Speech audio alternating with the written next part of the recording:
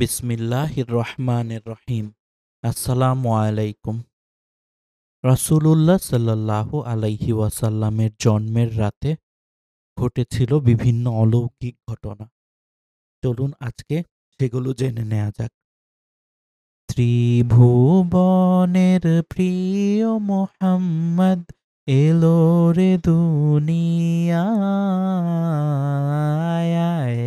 রে সাগর আকাশ বাতাস দেখবি যদি, আয় রে সাগর আকাশ বাতাস দেখবি যদি, আয়। রাসূলুল্লাহ সাল্লাল্লাহু আলাইহি ওয়াসাল্লামের জন্মের রাতে সংঘটিত অলৌকিক ঘটনাবলী। রাসূলুল্লাহ সাল্লাল্লাহু আলাইহি ওয়াসাল্লাম যে রাতে ভূমিষ্ঠ হন, সে রাতে অসংখ্য মূর্তির উপুড় হয়ে পড়া ও স্থানচ্যুত হওয়া, হাবশা অধিপতি নাজাশীর দেখা ঘটনার বিবরণ, জন্মের সময় রাসূলুল্লাহ সাল্লাল্লাহু আলাইহি ওয়াসাল্লামের সঙ্গে নূর হয়ে বের হয়ে তাতে সিরিয়ার প্রাসাদসমূহ আলোকিত হয়ে যাওয়া, রাসূলুল্লাহ সাল্লাল্লাহু আলাইহি ওয়াসাল্লামের মাতৃগর্ভ থেকে হামাগুড়ি দিয়ে আকাশ পানে মাথা তুলে বের দিয়ে আসা, ঢের ফেটে দ্বিখণ্ডিত হয়ে যাওয়া, রাসূলুল্লাহ সাল্লাল্লাহু আলাইহি ওয়াসাল্লাম যে ঘরে জন্মলাভ করেন সে ঘরটি আলোকিত হয়ে যাওয়া এবং নক্ষত্ররাজি মানুষের নিকটবর্তী হয়ে যাওয়া ইত্যাদি ঘটনার বিবরণ ইত্যাদি ঘটনা রাসূল সাল্লাল্লাহু আলাইহি ওয়াসাল্লামের জন্মের রাতে ঘটেছিল। সুহাইলি বর্ণনা করেন যে ইবলিস জীবনে ৪ বার বিলাপ করে। ১ অভিশপ্ত হওয়ার সময়, ২ জান্নাত থেকে বিতাড়িত হওয়ার সময়, ৩ রাসূলুল্লাহ সাল্লাল্লাহু আলাইহি ওয়াসাল্লামের জন্মের সময় এবং ৪ সূরা ফাতিহা নাজিল হওয়ার সময়। মুহাম্মদ ইবনে ইসহাক হযরত আয়েশা রাদিয়াল্লাহু থেকে বর্ণনা করেন যে তিনি বলেন, এক ইহুদি মক্কায় বাস করত। সে সেখানে ব্যবসা-বাণিজ্য করত। রাসূলুল্লাহ সাল্লাল্লাহু আলাইহি ওয়াসাল্লাম যে রাতে ভূমিষ্ঠ হন, সে রাতে কুরাইশের এক মজলিসে সে বলল, আজ রাতে কি তোমাদের মধ্যে কারো কোনো সন্তানের জন্ম হয়েছে?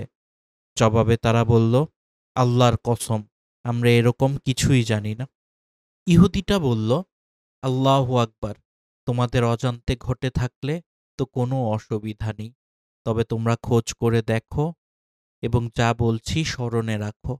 এ রাতে আখেরি নবী ভূমিষ্ঠ হয়েছেন। তার ২ কাঁধের মধ্যবর্তী স্থানে একটি চিহ্ন আছে। তাতে ঘোড়ার কেশরের মতো এক গুচ্ছ চুল আছে।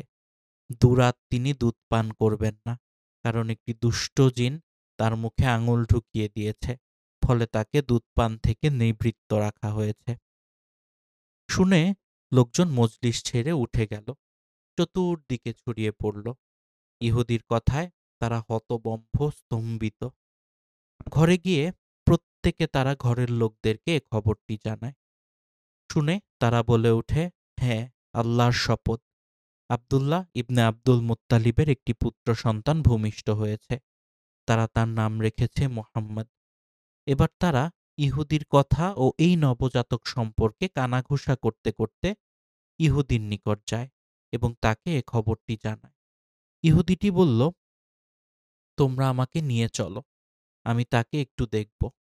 লোকেরা ইহুদিকে নিয়ে আমেনার ঘরে গিয়ে তাকে বলল, তোমার পুত্রটিকে একটু আমার কাছে দাও। আমেনা পুত্রকে তাদের কাছে দিলে তারা তার পিঠের কাপড় সরিয়ে ইহুদির বর্ণিত নিদর্শনটি দেখতে পায়। সাথে সাথে ইহুদি অজ্ঞান হয়ে মাটিতে লুটিয়ে পড়ে।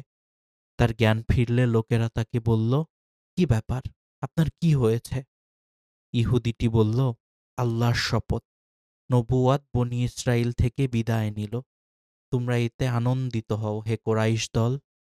আল্লাহর শপথ, তোমাদের সহায়তায় তিনি এমন বিজয় লাভ করবেন যে প্রাচ্যে প্রতীচ্যে তীর সুসমাচার ছড়িয়ে পড়বে।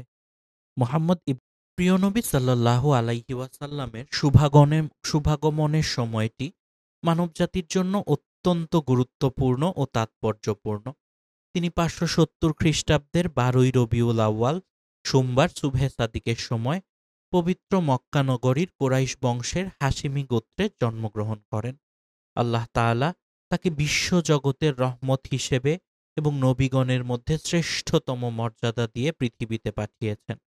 প্রিয় নবী সাল্লাল্লাহু আলাইহি ওয়াসাল্লামের সৃষ্টি হয়েছে সবার আগে, কিন্তু আব্দুল্লাহর ঔরসে মা আমিনার গর্ভ হয়ে পৃথিবীতে শুভাগমন হয়েছে সকল নবীর শেষে।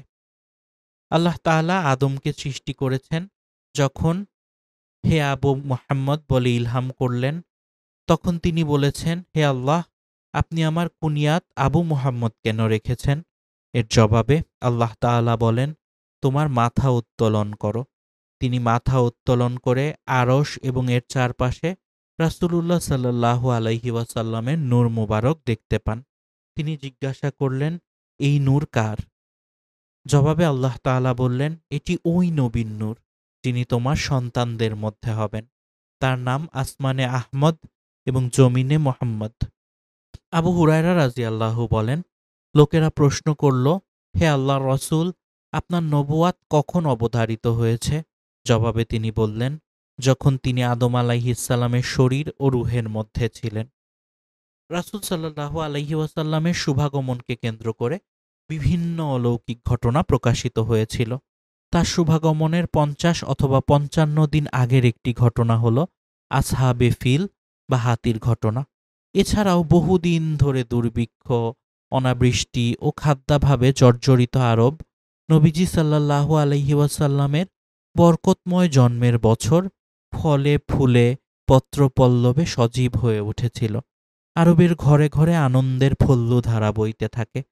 একই বছর আব্রাহার বিরুদ্ধে জয়লাভ এবং দুর্ভিক্ষ থেকে পরিত্রাণ পাওয়ায় কুরাইশরা নবীজি সাল্লাল্লাহু আলাইহি ওয়াসাল্লামের শুভ জন্মের এ বছরকে সানাতুল ফাতহ ওয়াল ইবতিহাজ অর্থাৎ বিজয় ও আনন্দের বছর হিসেবে নামকরণ করেছিল। মুহাম্মদ ইবনে ইসহাক বর্ণনা করেন যে হাসান ইবন সাবিত বলেছেন, আমি তখন ৭ কি ৮ বছরের বালক। যা শুনি বা দেখি তা বুঝবার বয়স তখন আমার হয়েছে। হঠাৎ একদিন সকালবেলা ইয়াসরিবে জনৈক ইহুদিকে চিৎকার করে বলতে শুনলাম, হে ইহুদি সমাজ!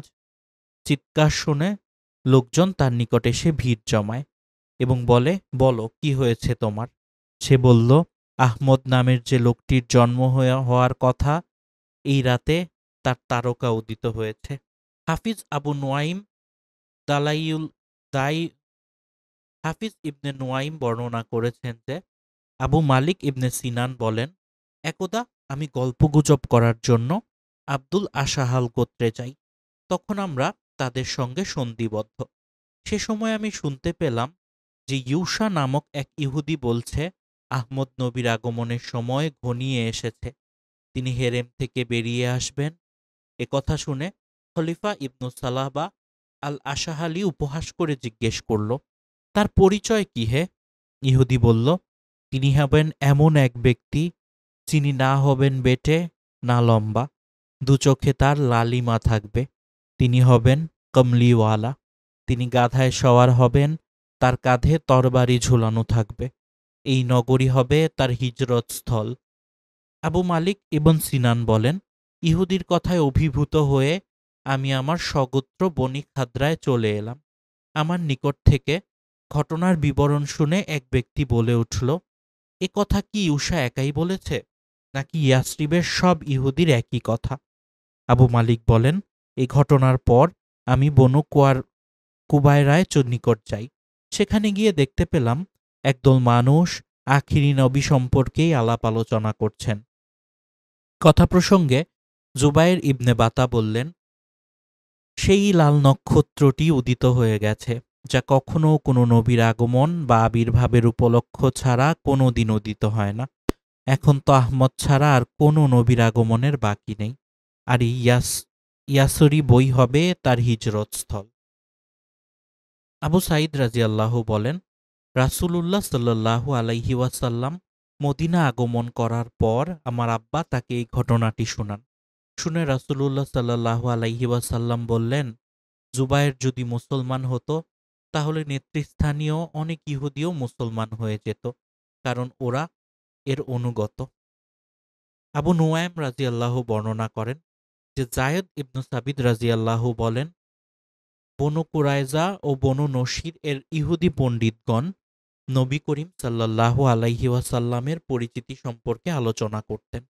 অবশেষে লাল নক্ষত্র উদিত হয়ে গেলে তারা ঘোষণা করে যে ইনি আখিরি নবী, এরপরে আর কোনো নবী আসবেন না। তার নাম আহমদ এবং তার হিজরতস্থল হবে ইয়াসরিব।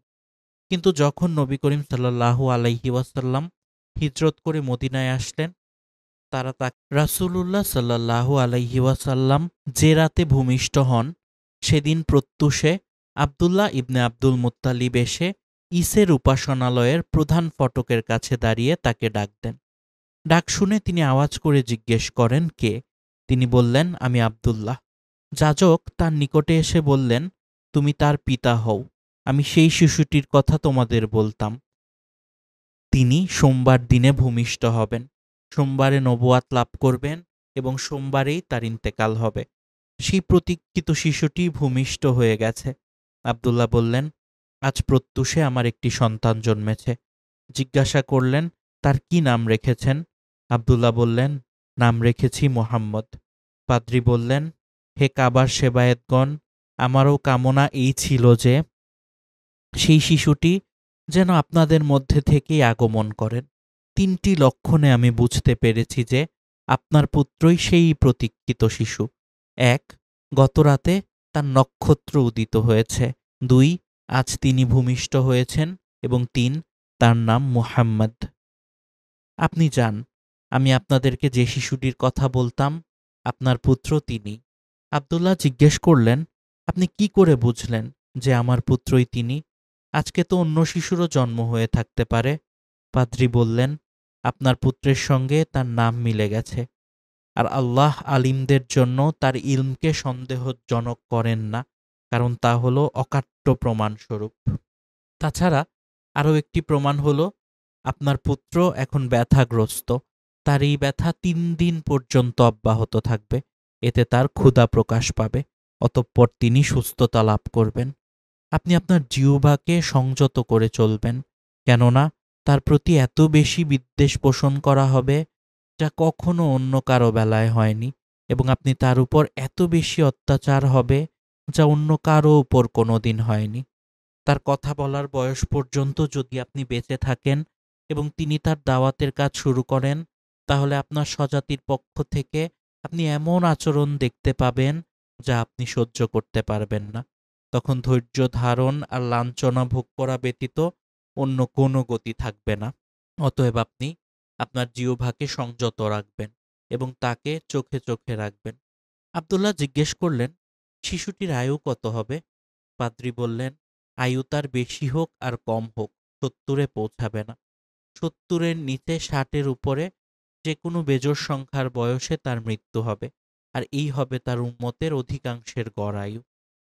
বর্ণনাকারী বলেন, মুহররমের 10 তারিখে রাসূলুল্লাহ সাল্লাল্লাহু আলাইহি ওয়াসাল্লাম মায়ের গর্ভে আসেন এবং হস্তি বাহিনীর যুদ্ধের 23 দিন আগে রমজান মাসের 12 তারিখে সোমবারে ভূমিষ্ঠ হন। ফাতিমা বিনতে আবদিল্লাহ রাদিয়াল্লাহু বলেন, যখন প্রিয় নবী সাল্লাল্লাহু আলাইহি ওয়াসাল্লামের সৌভাগমন ঘটল, তখন আমি আমিনার কাছে উপস্থিত ছিলাম। আমি দেখলাম সব গৃহ উজ্জ্বল আলোতে ভরে গেছে, এবং এও দেখলাম আসমানের তারকারাজি এত কাছে এসেছে যে আমার মনে হলো এই তারকা আমার উপর পতিত হবে। আমিনা আরও বলেন, রাসূলুল্লাহ সাল্লাল্লাহু আলাইহি ওয়াসাল্লাম ওই সময়ে আমার চোখের পর্দা উঠিয়ে নেন। আমি পৃথিবীর পূর্ব পশ্চিম প্রান্ত দেখতে পেলাম। ইব্রাস ইবনে সারিয়া রাদিয়াল্লাহু থেকে বর্ণিত, রাসূলুল্লাহ সাল্লাল্লাহু আলাইহি ওয়াসাল্লামের শুভ জন্ম গ্রহণকালীন সময়ে তার মাতা এক নূর দেখেন, যাতে সিরিয়ার প্রাসাদসমূহ আলোকিত হয়ে যায়। আবু উমামা রাদিয়াল্লাহু থেকে বর্ণিত, রাসূলুল্লাহ সাল্লাল্লাহু আলাইহি ওয়াসাল্লাম বলেন, আমি তোমাদের আমার প্রাথমিক বিষয় সম্পর্কে বলছি। আমি হলাম ইব্রাহিম আলাইহিসসালামের দোয়া ও ঈসা আলাইহিসসালামের সুসংবাদ। আমার মায়ের স্বপ্ন, যা তিনি আমাকে প্রসব করার সময় দেখেছিলেন, যে এমন এক নূর উদ্ভাসিত হয়েছে যার দ্বারা আমার আম্মাজানের জন্য সিরিয়ার প্রাসাদও উজ্জ্বল হয়েছিল। রাসূল সাল্লাল্লাহু আলাইহি ওয়াসাল্লামের শুভাগমনের সময় আশ্চর্য ঘটনার কথা বর্ণনা করতে গিয়ে হাসান বিন সাবেত রাদিয়াল্লাহু বলেন, আমি ৭ বা ৮ বছরের শিশু ছিলাম। আমি যা দেখতাম এবং যা শুনতাম তা অনুভব করতে পারতাম। একদিন সকালে এক ইহুদি চিৎকার করে বলতে লাগল, হে ইহুদি সম্প্রদায়, তোমাদের জন্য ধ্বংসের কথা হলো যে আহমদের তারকা উদিত হয়েছে। আজ রাতেই তার শুভাগমন ঘটেছে। আয়েশা রাদিয়াল্লাহু বর্ণনা করেছেন, মক্কা শরীফে এক ইহুদি বাস করত। যে রাতে প্রিয় রাসূল সাল্লাল্লাহু আলাইহি ওয়াসাল্লাম তাশরিফ এনেছিলেন, তখন সে বলল, হে কুরাইশ দল, আজ রাতে কি তোমাদের কোনো শিশু জন্মগ্রহণ করেছে? তারা বলল, আমাদের জানা নেই। তখন সে বলল, দেখো, আজ এই উম্মতের নবী তাশরিফ এনেছেন, যার ২ স্কন্ধের মাঝে নবুওয়াতের চিহ্ন রয়েছে। তিনি ২ রাত পর্যন্ত দুধ পান করবেন না। লোকজন দ্রুত ওই সভা থেকে উঠে অনুসন্ধান শুরু করল। জানা গেল যে আবদুল্লাহ ইবনে আব্দুল মুত্তালিবের ঘরে একটি পুত্র সন্তান জন্মগ্রহণ করেছেন। ইহুদি বলল, তোমরা আমাকে নিয়ে গিয়ে দেখাও। ইহুদি তার ২ বাহুর মাঝখানে ওই মোহরে নবুওয়াত চিহ্ন দেখে জ্ঞান হারিয়ে ফেলল। জ্ঞান ফিরে আসার পর সে বলল, নবুওয়াত বনি ইসরাইল থেকে চলে গেছে। হে কোরাইশ সম্প্রদায়, শুনো, এই নবীর উসিলায় তোমাদের প্রভাব প্রতিপত্তি এতই বৃদ্ধি পেয়েছে যে তারা তার শুভাগমনের সংবাদ পৃথিবীর প্রাচ্য ও পাশ্চাত্যে ছড়িয়ে পড়েছে।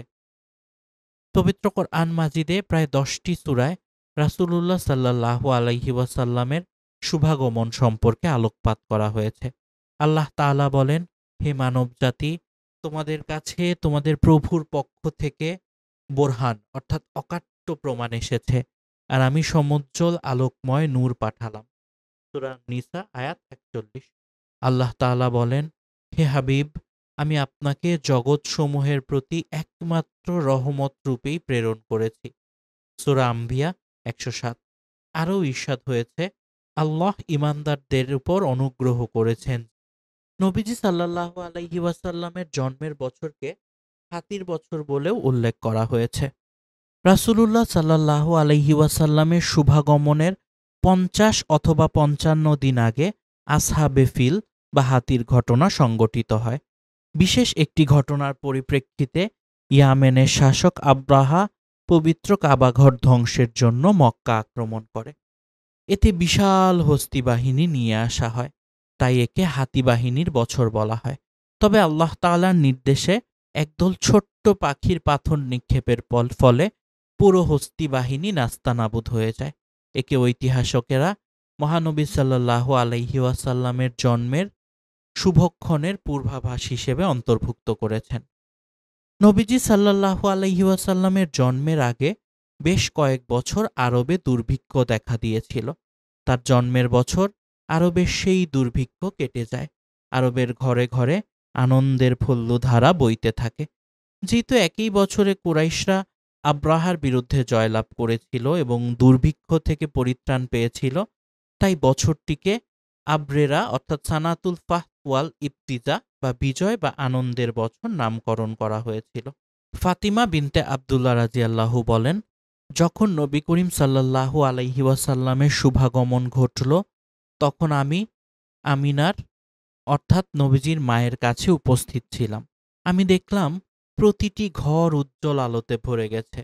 এও দেখলাম আসমানের তারকারাজি এত কাছে এসেছে যে আমার মনে হলো এই তারকা আমার উপর পতিত হবে। ইরবাস ইবনে সাবিয়া রাদিয়াল্লাহু থেকে বর্ণিত, রাসূলুল্লাহ সাল্লাল্লাহু আলাইহি ওয়াসাল্লামের শুভ জন্মের সময় তার মা একটি আলোকছটা দেখতে পান। এর মাধ্যমে সিরিয়ার প্রাসাদগুলো আলোকিত হয়ে যায়। অন্য বর্ণনায় এসেছে, আবু উমামা রাদিয়াল্লাহু থেকে বর্ণিত, রাসূলুল্লাহ সাল্লাল্লাহু ইরশাদ করেছেন, আমি তোমাদের আমার প্রাথমিক বিষয়ে সম্পর্কে বলেছি। আমি হলাম ইব্রাহিম আলাইহিস সালামের দোয়া এবং ঈসা আলাইহিস সালামের সুসংবাদ। আমার মায়ের স্বপ্ন, যা আমাকে তিনি প্রসব করার সময় দেখেছিলেন, তা হলো এমন এক নূর উদ্ভাসিত হয়েছে যার দ্বারা আমার আম্মাজানের জন্য সিরিয়ার প্রাসাদও উজ্জ্বল হয়েছিল। হযরত আয়েশা রাদিয়াল্লাহু বর্ণনা করেছেন, মক্কা শরীফে এক ইহুদি বাস করতেন। যে রাতে নবী করিম সাল্লাল্লাহু জন্মগ্রহণ করেন, হযরত ইবরাজ ইবনে সারিয়া রাদিয়াল্লাহু থেকে বর্ণিত, তিনি বলেন, রাসূলুল্লাহ সাল্লাল্লাহু আলাইহি ওয়াসাল্লামের সম্মানিত মা রাসূলুল্লাহ সাল্লাল্লাহু আলাইহি ওয়াসাল্লামের শুভ জন্মক্ষণে এক নূর দেখেন, যার মাধ্যমে সিরিয়া এলাকার প্রাসাদগুলো উজ্জ্বলভাবে দৃশ্যমান হয়ে ওঠে। মহানবী সাল্লাল্লাহু আলাইহি ওয়াসাল্লামের জন্মক্ষণে একদিকে পৃথিবীর মূর্তিশালায় নবুওয়াতের সূর্যোদয়, অপরদিকে পারস্য সম্রাট কিসরার রাজপ্রাসাদে ভূমিকম্পের সৃষ্টি হয়। এই ভূমিকম্পের দরুন রাজপ্রাসাদের ১৪টি গম্বুজ ভেঙে গুড়িয়ে যায়। পারস্যের এক অগ্নিকুণ্ড, যা ১,০০০ বছর ব্যাপী বিরতিহীনভাবে জ্বলছিল, তা সেই শুভ মুহূর্তে হঠাৎ নিভে যায়। সালওয়া নামক এক নদীতে যথারীতি পানি প্রবাহিত হচ্ছিল। নবীর আগমন মুহূর্তে হঠাৎ তার অথই জলরাশি শুকিয়ে যায়। প্রকৃতপক্ষে এটি ছিল অগ্নিপূজাসহ সব ভ্রান্তির অবসানের ইঙ্গিত। সহিহ হাদিসে বর্ণিত হয়েছে, জন্মের সময় বিশ্বনবীর মায়ের পেট থেকে এমন একটি নূরের বিচ্ছুরণ ঘটেছিল, যার আলোকে পূর্ব থেকে পশ্চিম দিগন্ত পর্যন্ত সব কিছু আলোকিত হয়ে গিয়েছিল। কোনো কোনো বর্ণনায় পাওয়া যায়, বিশ্বনবী সাল্লাল্লাহু আলাইহি ওয়াসাল্লাম যখন ভূমিতে আবির্ভূত হলেন, তখন উভয় হাতের উপর ভর দিয়েছিলেন। অতঃপর একটি মুষ্টি মাটি নিয়ে আকাশের দিকে দৃষ্টিপাত করলেন। হযরত ইবনে সুফিয়ান বর্ণনা করেছেন, আয়েশা রাদিয়াল্লাহু বলেন, বিশ্বনবী সাল্লাল্লাহু আলাইহি ওয়াসাল্লামের জন্মগ্রহণের সময় এক ইহুদি ব্যবসার উদ্দেশ্যে মক্কা নগরীতে বসবাস করত। নবীজির জন্মের আগে বেশ কয়েক বছর আরবে দুর্ভিক্ষ হয়েছিল। তার জন্মের বছর আরবে সেই দুর্ভিক্ষ কেটে যায়। নবীজি সাল্লাল্লাহু আলাইহি ওয়াসাল্লামের আম্মাজান যখন গর্ভে ধারণ করলেন, তখন অগণিত আশ্চর্য ঘটনা প্রকাশ পেয়েছিল। এমনকি ৯ মাস পূর্ণ গর্ভকালীন তিনি কোনো কষ্ট অনুভব করেননি। মাতৃগর্ভে থাকাকালে মা আমিনা অনেক শুভ স্বপ্ন দেখেন। স্বপ্নযুগে তাকে নবী পাক সাল্লাল্লাহু আলাইহি ওয়াসাল্লামের পবিত্র নাম মোবারক বলে দেয়া হয়। এমনকি এও বলা হয় যে, হে আমিনা, তোমার গর্ভে আমানত আছেন দুই জাহানের সর্দার ও সৃষ্টির শ্রেষ্ঠ ব্যক্তিত্ব মুহাম্মদুর রাসূলুল্লাহ সাল্লাল্লাহু আলাইহি ওয়াসাল্লাম। প্রিয় নবী সাল্লাল্লাহু আলাইহি ওয়াসাল্লামের পূর্বপুরুষেরা আপন সময়ের অত্যন্ত সৌভাগ্যবান, বিজ্ঞ ও সম্ভ্রান্ত ছিলেন। প্রিয় নবী সাল্লাল্লাহু আলাইহি ওয়াসাল্লামের দাদা আব্দুল মুত্তালিবের উসিলা নিয়ে আরবের লোকেরা আল্লাহর কাছে দোয়াও করত। এছাড়াও বিশ্বনবী সাল্লাল্লাহু আলাইহি ওয়াসাল্লামের জন্মের প্রাক্কালে ও জন্মের পর আরও কিছু অলৌকিক ঘটনার বর্ণনা করা হয়েছে। ইমাম সাদিক রাদিয়াল্লাহু বলেছেন, শয়তান বা ইবলিশ অতীতে সপ্তম আকাশ পর্যন্ত যেতে পারত। অদৃশ্য বিষয় সম্পর্কে জানার জন্য সে সপ্তম আকাশ পর্যন্ত যেত। কিন্তু হযরত ঈসা আলাইহিস সালামের জন্মের পর থেকে চতুর্থ আকাশের উপরে ওঠা তার জন্য নিষিদ্ধ হয়। এরপর যখন বিশ্বনবী সাল্লাল্লাহু আলাইহি ওয়াসাল্লামের জন্ম হয়, তখন তার জন্য সব আকাশই নিষিদ্ধ হয়ে যায়। শয়তানকে আকাশের দরজাগুলো থেকে ধূমকেতু দিয়ে বিতাড়ন করা হয়। যে ভোরবেলায় মহানবী সাল্লাল্লাহু আলাইহি ওয়াসাল্লাম জন্ম নেন, সেদিন বিশ্বের সবগুলো মূর্তি মাটির দিকে নত হয়ে পড়ে। সেদিন পারস্যের রাজার বিশাল প্রাসাদের বারান্দা কেঁপে ওঠে এবং ছাদের ১৪টি প্রাচীর ধসে পড়ে। সেদিন পারস্যের সভে অঞ্চলের হ্রদটি শুকিয়ে তলিয়ে যায়। বহু বছর ধরে ওই হ্রদকে পূজা করা হতো। সামাভে অঞ্চলে অর্থাৎ কুফা ও সিরিয়ার মধ্যবর্তী পানির প্রবাহ শুরু হয়, অথচ এর আগে বহু বছর ধরে সেখানে কেউ পানি দেখেনি। পারস্যের সিরাজ শহর সংলগ্ন অগ্নি উপাসনালয়ের আগুন সেই রাতে নিভে যায়, অথচ ওই আগুন ১,০০০ বছর পর্যন্ত প্রজ্বলিত ছিল। সেই রাতে হিজাজ বা বর্তমান সৌদি আরব থেকে একটি আলো দৃশ্যমান হয় এবং তা পূর্বাঞ্চল সহ সারা বিশ্বে ছড়িয়ে পড়ে। বিশ্বনবীর মাতা মা আমিনা বলেছেন, আল্লাহর কসম, আমার পুত্র জন্ম নিয়েই তার হাতগুলোকে মাটিতে রেখে মাথা আকাশের দিকে তুলে এবং চারদিকে তাকায়। এরপর তার থেকে একটি নূর বা আলো ছড়িয়ে পড়ে ও সে আলোয় সব কিছু দৃশ্যমান হয়। সে আলোয় সিরিয়ায় রোমানদের প্রাসাদগুলো দেখলাম এবং সে আলোর মধ্যে একটি শব্দ শুনলাম, যাতে বলা হয়েছে, সর্বশ্রেষ্ঠ মানুষকে জন্ম দিয়েছ, তাই তার নাম রাখো মুহাম্মদ। আমিরুল মুমিনিন হযরত আলী রাযিয়াল্লাহু বলেছেন, সে রাতে তথা রাসূলে খোদা সাল্লাল্লাহু আলাইহি ওয়াসাল্লামের জন্মের রাতে পুরো দুনিয়া আলোকিত হয়। প্রতিটি পাথর ও মাটির টুকরো এবং বৃক্ষ বা গাছ হেসেছে, আর আকাশ বা জমিনে সব কিছু আল্লাহর তাসবিহ ও প্রশংসা জ্ঞাপন করেছে। রাসূল পাক সাল্লাল্লাহু আলাইহি ওয়াসাল্লামের জন্মের সময়ের এই অলৌকিক ঘটনাগুলো প্রকৃতপক্ষে তার মুজিজা বা অলৌকিক ঘটনা। রাসূলুল্লাহ সাল্লাল্লাহু আলাইহি ওয়াসাল্লাম থেকে যত মুজিজা প্রকাশ পেয়েছে, অন্য কোনো নবীর থেকে তা পায়নি। শুধু তার জন্মকালীন সময়ে নয়, বরং তার জন্মের হাজার হাজার বছর পূর্বেও তাকে কেন্দ্র করে হাজার হাজার মুজিজা প্রকাশ পেয়েছে। কিয়ামত পর্যন্ত তাকে কেন্দ্র করে মুজিজা প্রকাশ পেতে থাকবে। হাকিম, বাইহাকি, তিবরানি এবং আবু নাইম আবু আওয়াত হতে, তিনি মিসওয়ার ইবনে মাখারা হতে, তিনি হজরত ইবনে আব্বাস রাজিয়াল্লাহু থেকে এবং তিনি হজরত আব্বাস রাজিয়াল্লাহু থেকে বর্ণনা করেছেন যে আব্দুল মুতালিব বলেছেন, একবার আমরা শীতকালীন সফরে ইয়ামেনে পৌঁছিলাম। সেখানে আমি এক ইহুদি পণ্ডিতের নিকট গমন করলে জনৈক আহলে কিতাব আমাকে জিজ্ঞেস করল, তুমি কে? আমি বললাম, জনৈক কোরাইশ। সে জিজ্ঞেস করল, তুমি কোরাইশের কোন কবিলার লোক? আমি বললাম, বনু হাসিম কবিলার লোক। তখন লোকটি বলল, যদি তুমি অনুমতি দাও তাহলে আমি তোমার দেহটি পরীক্ষা করব। আমি বললাম, পরীক্ষা করতে পারো, তবে গুপ্তস্থান ব্যতীত। তখন সে আমার নাসিকার ছিদ্র দেখে বলল, আমি সাক্ষ্য দান করছি তোমার এক হাতে শাসন ক্ষমতা এবং অপর হাতে নবুয়াত বিদ্যমান। আমার ধারণা ছিল যে এই নবুয়াত ও শাসন ক্ষমতা বনু জুহরার মধ্যে হতে হবে। এখন ইহা কিভাবে হলো? আব্দুল মুতালিব বললেন, আমি তা কি রূপে বলবো? আহলে কিতাব বলল, তোমার স্ত্রী আছে কি? আমি বললাম, এখন নেই। সে বলল, তাহলে দেশে প্রত্যাবর্তন করে তুমি বনু জোহরা কবিলায় বিবাহ করো। অতঃপর আব্দুল মুত্তালিব মক্কায় ফিরে এলে হালা বিনতে ওয়াহাব ইবনে আব্দে মানাফকে বিয়ে করলেন এবং তার গর্ভে হামজা ও সুফিয়া জন্মগ্রহণ করলেন। আব্দুল মুত্তালিব তার পুত্র আব্দুল্লাহকে আমিনা বিনতে ওয়াহাবের সাথে বিবাহ বন্ধনে আবদ্ধ করে দিলেন। এতে কুরাইশরা বলতে লাগল যে আব্দুল্লাহ তার পিতার বাজি নিয়ে গেল। অত্র হাদিস আবু নাইম হুমাইদ ইবনে আব্দুর রহমান হতে বর্ণনা করেছেন এবং ইবনে সাদ তার তাবাকাতে জাফর ইবনে আব্দুর রহমান হতে বর্ণনা করেছেন। তাতে রয়েছে, আব্দুল মুত্তালিব বললেন, আহলে কিতাব আমার নাসিকার চুল দেখে বলল, আমি নবুয়াত এবং রাজত্ব অবলম্বন করছি। তন্মধ্যে একটি বনু জোহরায় হবে। এই বর্ণনার শেষাংশে রয়েছে, মহান আল্লাহ পাক আব্দুল মুত্তালিবের সন্তানদের মধ্যে নবুয়াত এবং শাসন ক্ষমতা দুটিই রেখে দিয়েছেন।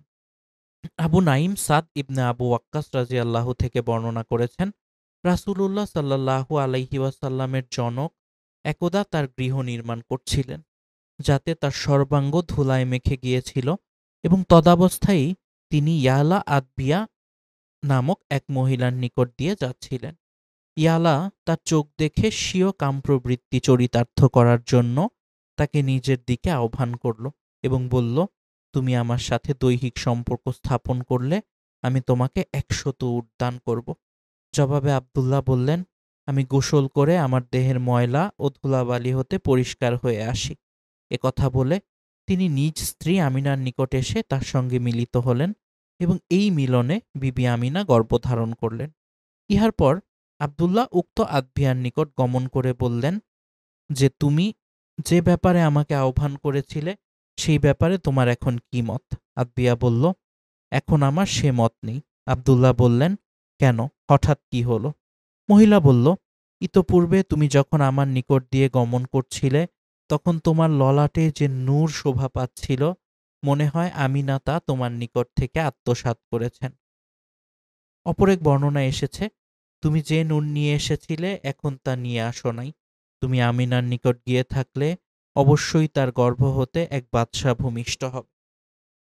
ইবনে সাদ ওয়াহাব ইবনে জারির ইবনে হাসিম হতে, তিনি তার পিতা হতে এবং আবু ইয়াজিদ মাদানী হতে বর্ণনা করেছেন, আমি জানতে পেরেছি আব্দুল্লাহ এক আশি মহিলার নিকট দিয়ে গমনকালে তার ললাট হতে আসমান পর্যন্ত আলো বিচ্ছুরণকারী একটি নূর দেখতে পেল ইহা দেখে সে বলল, তুমি আমার নিকট আসবে? আব্দুল্লাহ বলল, হ্যাঁ, আমি পাথরের টুকরাগুলো ফেলে দিয়ে আসি। তিনি ইহা ফেলে দিয়ে তার স্ত্রী আমিনার নিকট চলে গেলেন। অতঃপর উক্ত খাস আমি মহিলার কথা স্মরণ হলে তার নিকট গেলেন। সে তখন আব্দুল্লাহকে দেখে বলল, তুমি কি অন্য স্ত্রীলোকের কাছে গমন করেছিলে? আব্দুল্লাহ বললেন, হ্যাঁ, আমি আমার স্ত্রী আমিনার নিকট গমন করেছিলাম। তা শুনে ওই মহিলা বলল, তাহলে তোমার দ্বারা আমার কোনো দরকার নেই। তুমি তখন আমার নিকট দিয়ে যাবার কালে তোমার ললাট হতে আসমান পর্যন্ত একটি নূর বিস্তৃত ছিল, এখন তা দেখা যাচ্ছে না। তুমি গিয়ে আমিনাকে জানিয়ে দাও যে সে দুনিয়ার সর্বশ্রেষ্ঠ ব্যক্তিকে গর্ভে ধারণ করেছে। ইবনে আসকিরও এই হাদিস বর্ণনা করেছেন। ইবনে সাদ মুহাম্মদ ইবনে কাব হতে বর্ণনা করেন, রাসূলুল্লাহ সাল্লাল্লাহু আলাইহি ওয়াসাল্লামের পিতা সিরিয়া থেকে প্রত্যাবর্তনকালে পথিমধ্যে মৃত্যুবরণ করেন।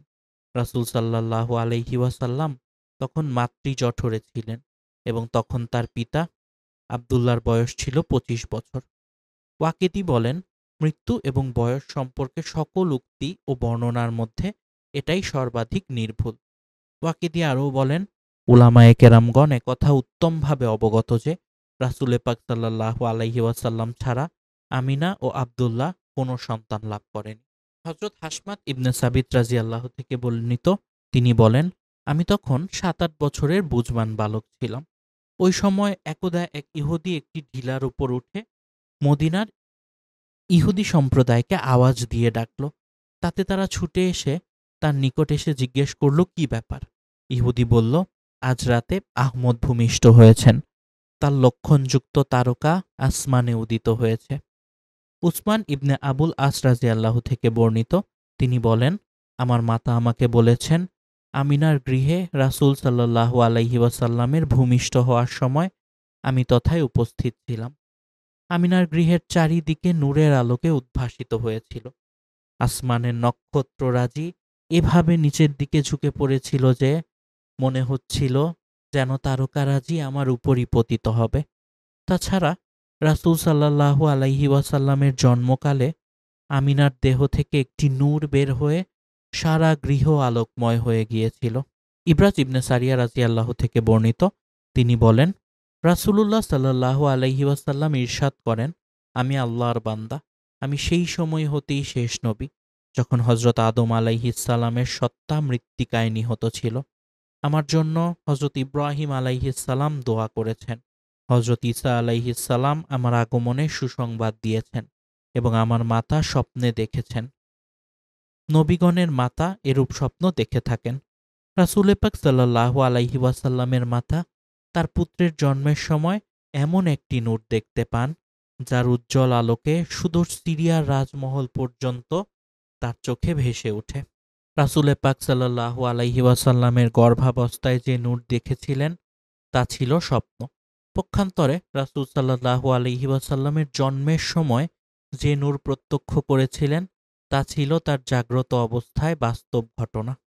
ইবনে ইসহাক বর্ণনা করেছেন, হযরত আমিনা বলেন, গর্ভসঞ্চার হওয়ার পর কেউ তাকে বলল, হে আমিনা, তোমার কোলে মানবকুলের সর্দার স্থান গ্রহণ করেছেন। তার নিদর্শন হল, তখন তিনি জন্মলাভ করবেন, তখন একটি নূরের উদয় ঘটবে যার আলোকে সিরিয়ার বুগরা নগরীর রাজপ্রাসাদ পর্যন্ত চোখের সামনে ভেসে উঠবে। তোমার এই সন্তান ভূমিষ্ঠ হলে নাম রাখবে মুহাম্মদ।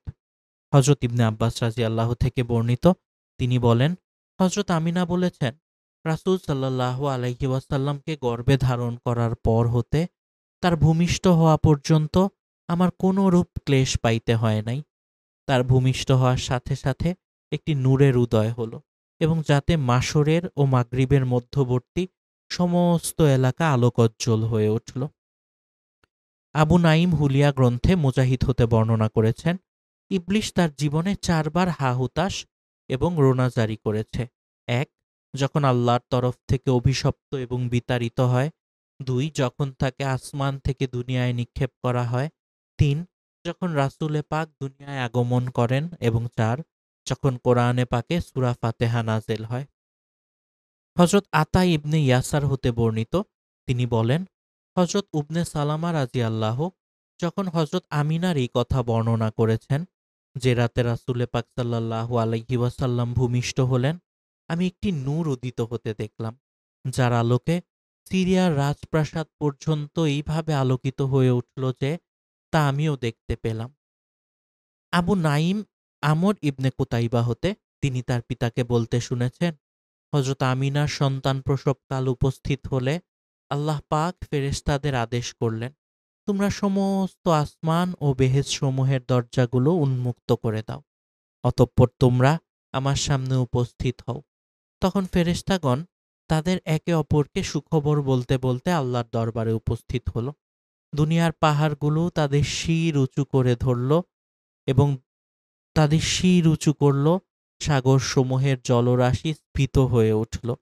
পানিতে ও পর্বতে যারা বসবাস করে তারা একে অপরকে সুসংবাদ জানাতে লাগল।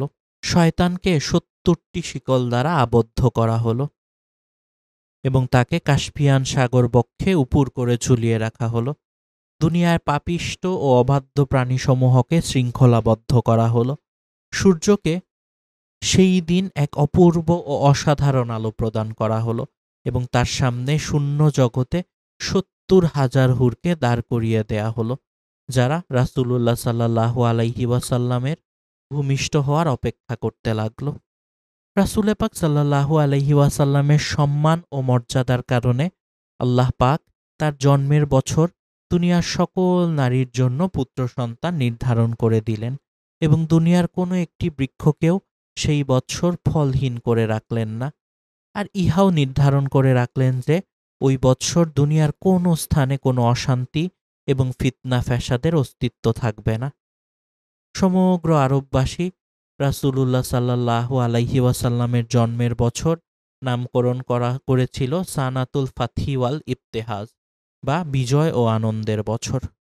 এরপর যখন এই সর্বপ্রতীক্ষিত জন্ম ঘটনা সংঘটিত হল, তখন সমগ্র নূরের জ্যোতিতে জ্যোতির্ময় হয়ে গেল। সমগ্র জগৎ, ফেরেশতাগণ পরস্পরকে ধন্যবাদ জ্ঞাপন করল।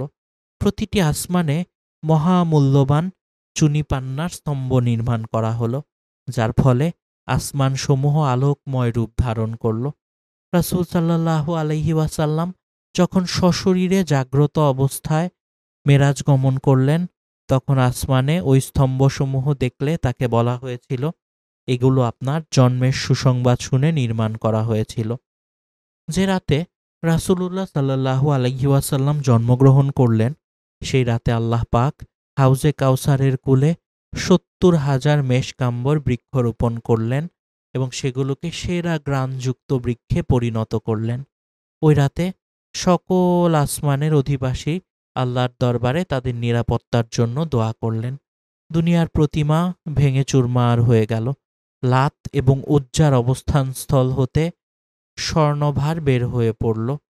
সর্বত্র এরূপ আওয়াজ উঠল যে কুরাইশদের মধ্য থেকে আল আমিনের অভ্যুদয় ঘটেছে।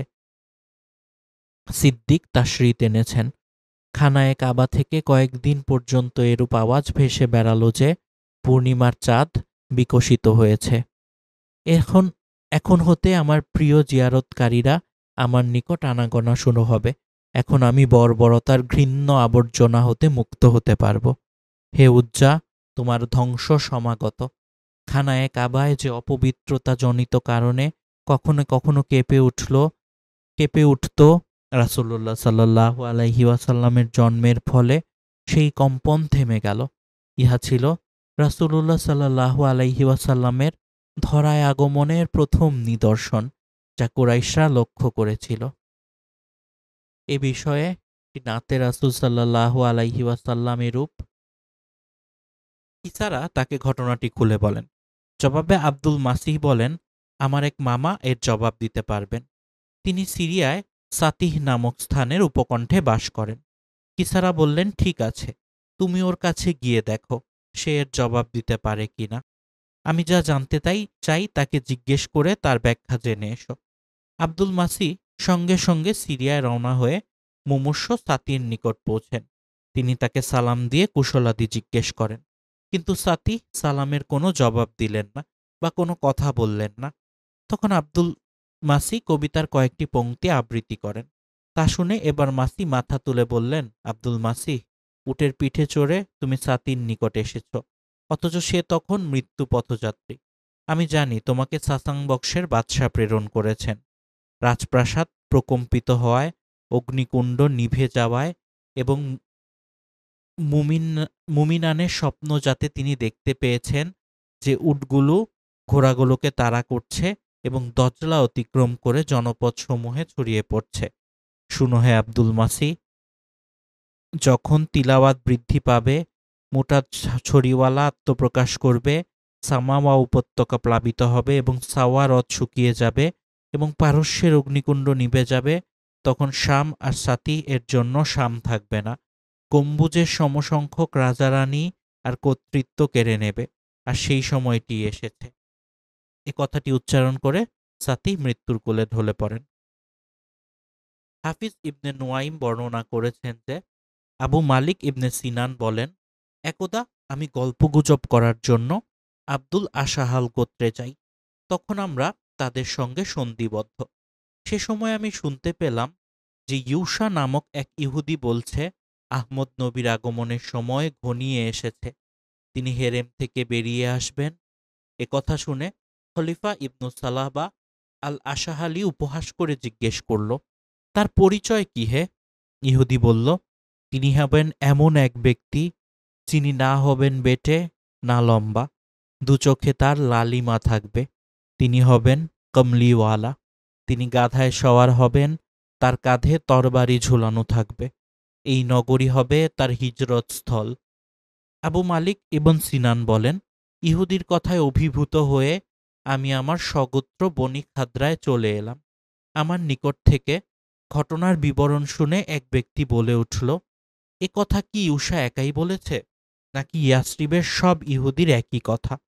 আবু মালিক বলেন, এই ঘটনার পর আমি বনু কুবায়রায় নিকট যাই। সেখানে গিয়ে দেখতে পেলাম একদল মানুষ আখিরি নবী সম্পর্কেই আলাপ আলোচনা করছেন। কথা প্রসঙ্গে জুবাইর ইবনে বাতা বললেন, ত্রিভুবনের প্রিয় মুহাম্মদ এলো রে দুনিয়ায়, রে সাগর আকাশ বাতাস দেখ বিজোদিয়ায়, আয় রে সাগর আকাশ বাতাস দেখ বিজোদিয়ায়। ত্রিভুবনের প্রিয় মোহাম্মদ এলো রে দুনিয়ায়, রে সাগর আকাশ বাতাস দেখবি যদি, আয় রে সাগর আকাশ বাতাস দেখবি যদি, আয়। ধুলির ধরা বেহেশতে আজ জয় করিল দিল রে লাজ, ধুলির ধরা বেহেশতে আজ জয় করিল দিল রে লাজ, আজকে খুশির ঢল নেমেছে ধূসর সাহারায়, আয় রে সাগর আকাশ বাতাস দেখবি যদি, আয়